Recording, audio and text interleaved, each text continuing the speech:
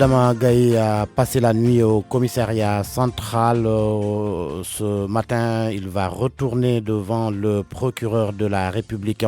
Selon son avocat, le doyen des juges a voulu l'inculper hier en début de soirée, ce qui ne s'est finalement pas fait.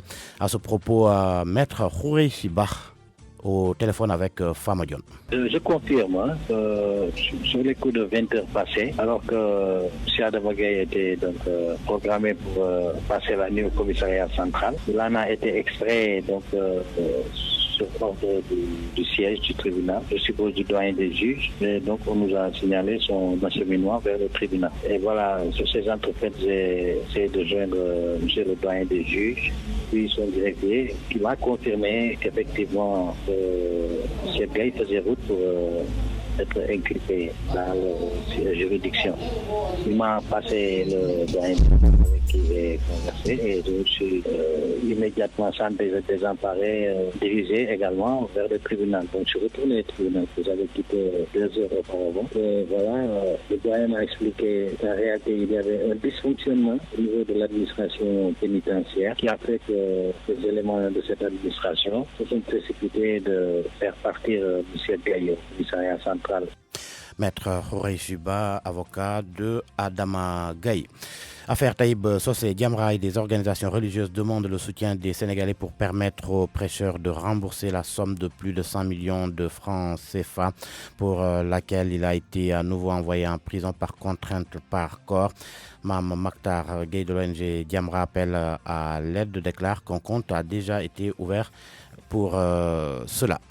L'affaire du meurtre de Binta Camara, la reconstitution des faits, c'est ce mercredi. Binta Camara a été tuée au mois de mai à Tambacounda.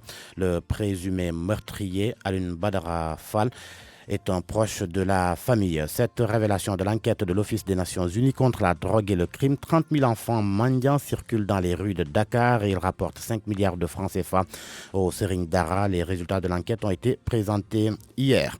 Ativavon, le Khalif général des Tidjanes, a recommandé des prières pour un bon hivernage. Serigne Baïsi Mansour appelle à l'unité.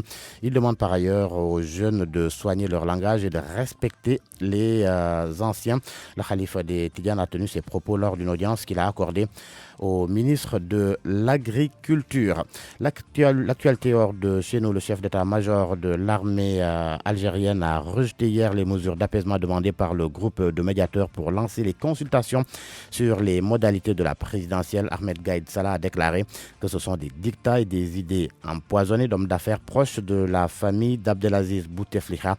Parmi les mesures d'apaisement réclamées par la société civile, les partis politiques et les manifestants, il y a la libération de personnes placées en détention provisoire pour avoir porté un drapeau berbère ou l'allègement du dispositif sécuritaire lors des manifestations. Et l'on termine par les sports. Les négociations entre la Fédération sénégalaise de basketball et l'entraîneur national de l'équipe masculine Abdourahmane Ndiaye Adidas n'ont pas été concluantes. Conséquence, Moustapha Gaye, ancien entraîneur de l'équipe nationale féminine, est nommé nouvel entraîneur devant conduire l'équipe nationale masculine de basket à la Coupe du Monde.